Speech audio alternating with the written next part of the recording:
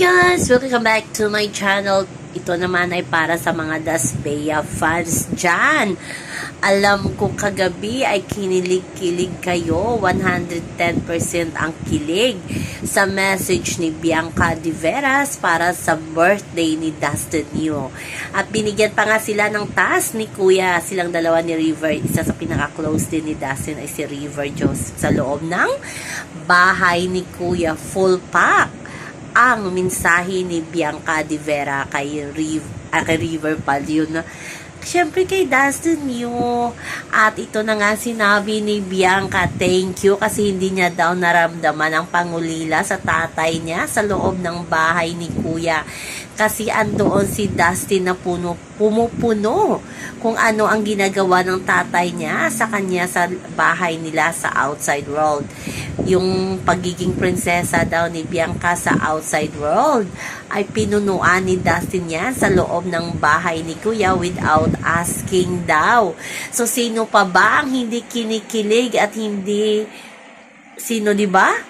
Grabe talaga pag nagmensahe itong si Bianca. Si Dustin naman tipid ang ngiti pero deep inside niyan ay tudo ang kilig at talagang nakuha niya na ata ang puso ni Bianca. Sino bang hindi? Alam ko sa mga Dasbea fans dyan, marami kayong struggles outside world. Kasi nga marami ang bashers ni Dustin pero sa loob ng bahay ay talagang totoo ang pinapakita nilang dalawa. So paano yan outside world? So abangan na lang natin yan kasi maraming mag-i-involve na yan sa outside world. Kasi lalo na ngayon na parang nilalayag na din ng management ang Will Ka, ang huling doo, sina Will at si Bianca sa loob ng bahay ni Kuya at marami na ang naglalaban outside world kung sino nga ba sa Will Ka or Dasbea ang ilalayag ni Kuya. Kay Bianca na yan kung sino ang kanyang pipiliin. Diba? Nalala niyo si Alexa Ilacad. Layag na layag sila ni Ian Ranzi sa loob ng bahay pero biglang nagbago.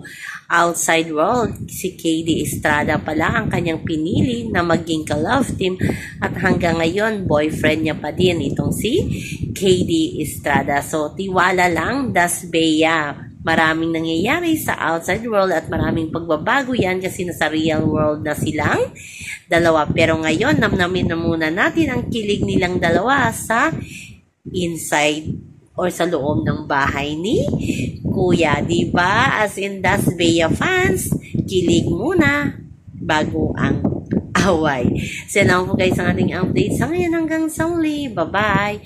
Also remember, wag po tayong magpaka-stress. Please like, share, and subscribe my channel para ma-update kayo sa mga bagong upload. Bye-bye!